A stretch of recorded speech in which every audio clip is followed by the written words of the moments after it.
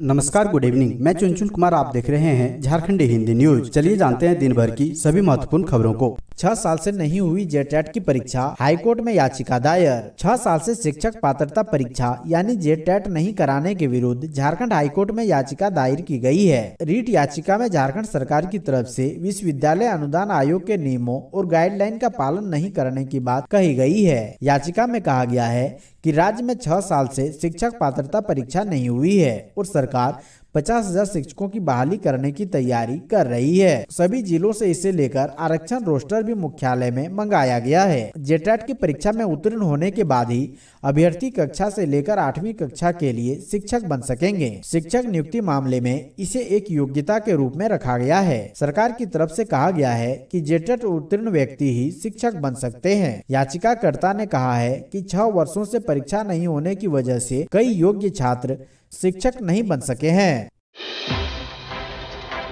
भाजपा और कांग्रेस में जमकर बवाल। मानगो स्थित खुदीराम बोस चौक के अनावरण के दौरान भाजपा और कांग्रेस के कार्यकर्ता आपस में भिड़े, पुलिस ने मामले को कराया शांत। जमशेदपुर के मानगो स्थित खुदीराम बोस चौक के अनावरण के दौरान भाजपा और कांग्रेस के कार्यकर्ता आपस में भिड़ गए। दोनों पक्षों के बीच जमकर बहस होते होते स्थिति हाथापाई और मारपीट तक पहुंच गई। हालांकि सूचना पाकर पुलिस मौके पर पहुंची और मामले को शांत कराया।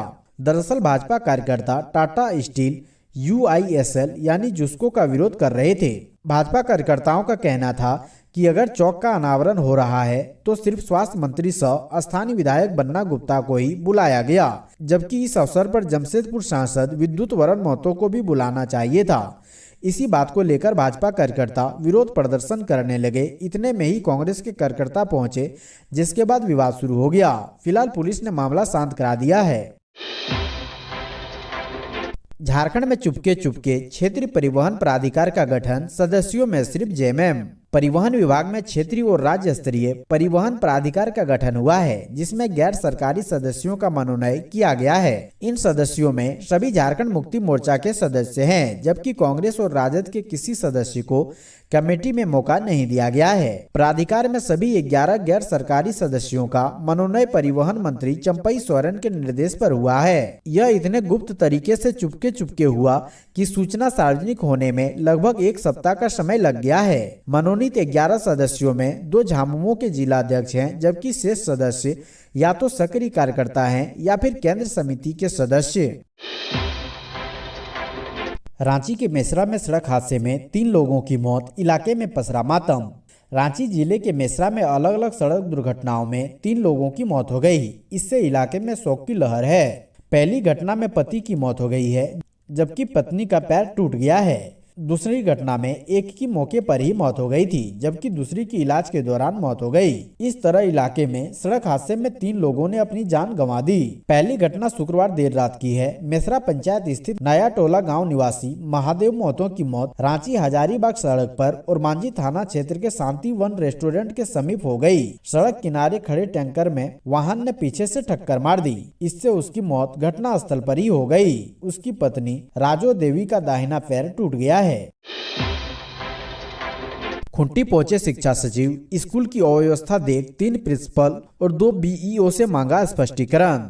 शिक्षा विभाग के सचिव के रवि कुमार शनिवार को अचानक खुट्टी पहुंचे और नक्सल प्रभावित अड़की प्रखंड के कई स्कूलों का निरीक्षण किया। निरीक्षण के दौरान स्कूलों की अव्यवस्था देख भड़क गए। सचिव ने जिला शिक्षा पदाधिकारी को निर्देश दिया है कि 3 स्कूलों के प्राचार्य और BEO से स्पष्टीकरण की मांग करें। शिक्षा सचिव के निरीक्षण की सूचना मिलते ही जिले के शिक्षकों और पदाधिकारियों में हड़कंप मच गया।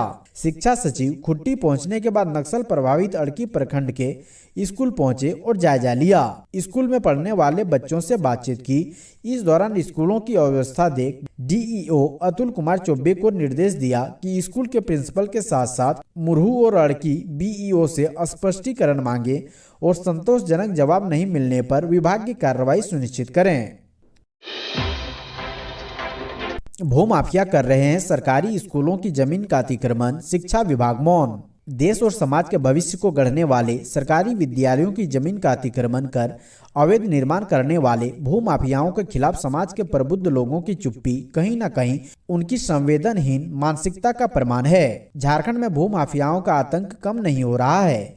सरकारी तंत्र की मिलीभगत से भूमाफिया अब सरकारी स्कूलों की जमीन पर अतिक्रमण कर अवैध निर्माण कर रहे हैं, जबकि सरकार और शिक्षा विभाग द्वारा स्कूलों की जमीन व खेल मैदानों पर किसी भी प्रकार के अतिक्रमण करने पर तुरंत अतिक्रमणकारियों पर सख्त कार्रवाई करने के निर्देश जारी किए गए हैं।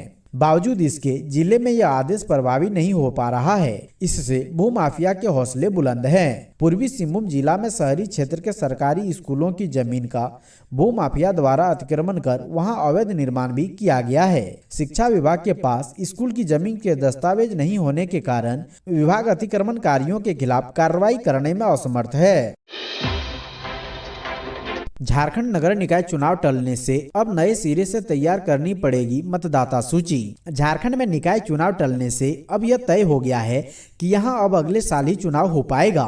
ऐसे में निकाय चुनाव के लिए नए सिरे से मतदाता सूची का विखंडन कराकर मतदाता सूची तैयार करनी होगी। राज्य निर्वाचन आयोग ने 1 जनवरी 2022 को आहर्ता तिथि मानते हुए भारत निर्वाचन आयोग द्वारा 5 जनवरी 2022 को प्रकाशित मतदाता सूची के आधार पर मतदाता सूची का विखंडन कराकर वार्ड वाइज मतदाता सूची तैयार कराई थी, लेकिन अब नए सिरे से मतदाता सूची तैयार करानी होगी। दरअसल राज्य निर्वाचन आयोग पंचायत या निकाय चुनाव के लिए भारत निर्वाचन आयोग द्वारा तैयार मतदाता सूची का इस्तेमाल करता है। वर्तमान में भारत निर्वाचन आयोग द्वारा मतदाता सूची का पुनरीक्षण कराया जा रहा है, जिसका अंतिम प्रकाशन अगले साल 5 जनवरी को किया जाना है। ऐसे में अगले साल निकाय चुनाव होने पर 5 जनवरी को प्रकाशित मतदाता सूची के आधार पर वार्डवार मतदाता सूची नए सिरे से तैयार करनी होगी। ऐसे में निकाय चुनाव में मतदाताओं की संख्या भी बढ़ेगी।